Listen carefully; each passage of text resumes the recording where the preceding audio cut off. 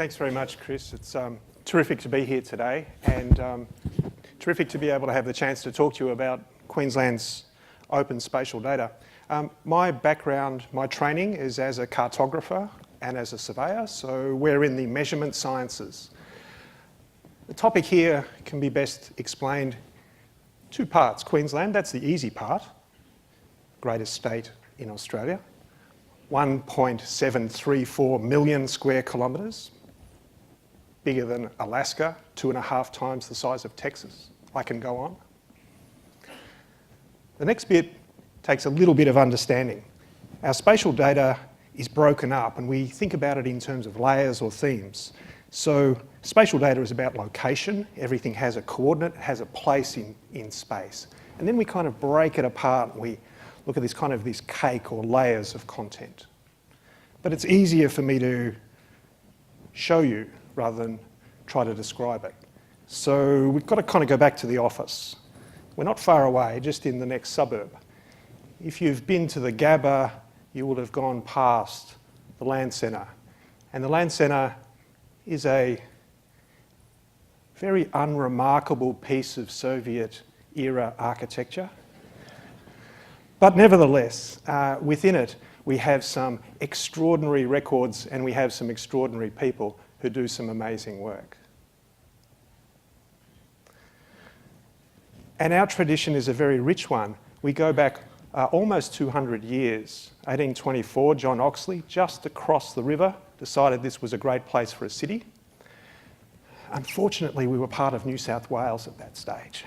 But things got better in 1859 when we became a great state of Queensland. But our profession has always been at the forefront of both managing data and at evolving technology. So here are some STEM professionals from the 1800s, and they are involved in mapping the huge expanses of Queensland. This is my innovation slide. You would only do that once. I'm not quite sure who the boss is, whether it's the guy at the top or the guy at the bottom, but we've been great innovators because of necessity when you're dealing with such a huge state. And in the beginning, it was very much, perhaps as much art as it was science. We were preoccupied with getting away from New South Wales, so border surveys were very important early on. And it was very, very labour intensive. Huge amounts of work by lots of individuals. And we created millions of records. But you've got this fantastic archive where you can see the development of the state as we've evolved through the years. A tremendous pictorial journey as we've moved through. Now, techniques have evolved over time, and as we move into present eras, we've had some revolutions in terms of technology. And probably the single largest has been the application of imagery, in particularly in around the middle of last century, where aerial photography and aircraft made our mapping task so much simpler. So our first aerial photography in Queensland was taken in 1930, and it was a mission over the Gold Coast, and it was taken from a biplane. This evolved on quite quickly with so many more aircraft coming back after the Second World War, and we progressed to map the state to the point we got to the 1980s where we have high quality mapping along the coast, smaller scale mapping covering the entire state. But it was really only 40 odd years ago that we had completed the mapping of Queensland to a high standard. Today, we're platform agnostic. We don't mind where our imagery comes from, whether it be from drones or aircraft or satellites. Everything we do today is digital, but we are still sitting on about 150 years of paper, and we have a huge task that we're undertaking to digitise that record. And the archives at the Land Centre are part of, an adjunct part of the Museum of Queensland, store those records, the field books, the surveys, the record of STEM professionals who traversed virtually every corner of the state. We are almost there. The end is certainly in sight in terms of our digitising journey. And this is the imagery vault of all of that film that was taken from 1930s all the way through to when we moved to a fully digital product about 10 years ago. So this is a very famous plan. Lot 1 on Plan 1 in Queensland, Ada Vale, which is about 1,000 kilometres that way. I don't know why Lot 1 on Plan 1 was at Ada Vale. I would have expected it to be somewhere close by, but that representation is now digital, it is current, and it's available for you to share online. You can search, find, connect, and download all of the content that I've shown you and all of the current spatial data right through our stack. And you're able to visualise it through tools like the Queensland Globe on your tablets and mobile devices. Over 600 data sets are available. And whether it be a view of the land centre or looking at remote parts of Queensland in 3D, it's all there for you to use. Our mission is to provide that data to allow the STEM professionals, the scientists, to do what they need to do without having to go to the effort of creating their own base map. Getting everybody on the same page is our mission. Single point of truth, no arguing on Queensland geography, map it once, share it many times.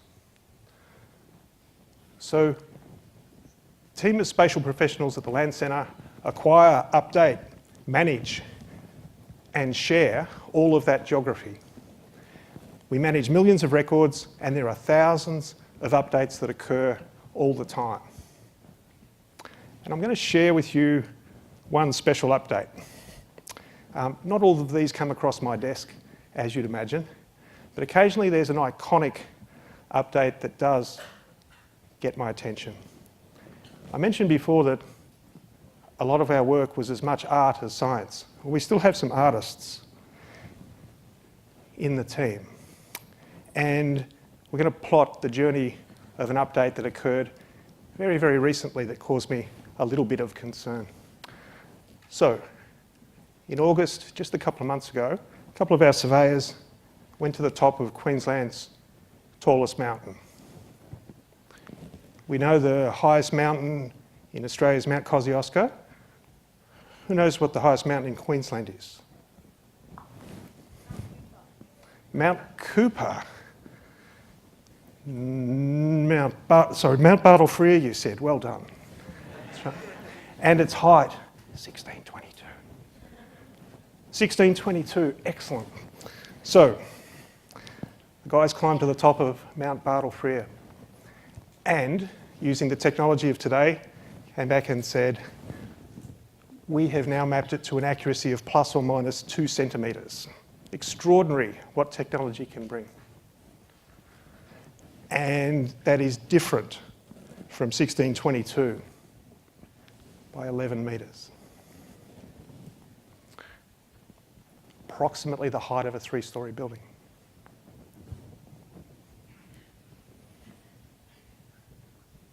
Shorter. Okay.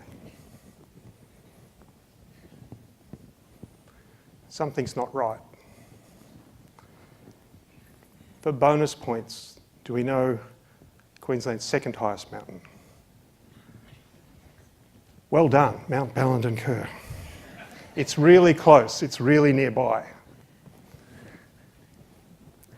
And it's really close to the height of Mount Bartle-Frere. And they checked that too. It was also different. But that's okay, because if one went down and it's nearby, the other ones, you know.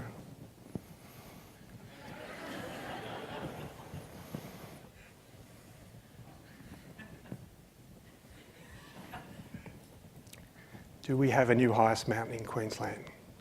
This is not the sort of day that you usually have in the office.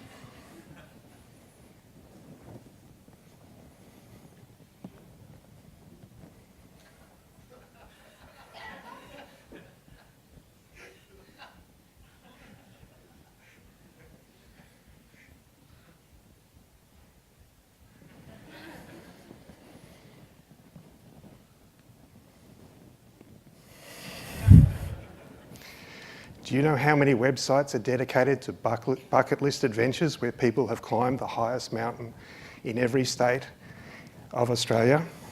There's an extraordinary list of people who do that for recreation, I'm told.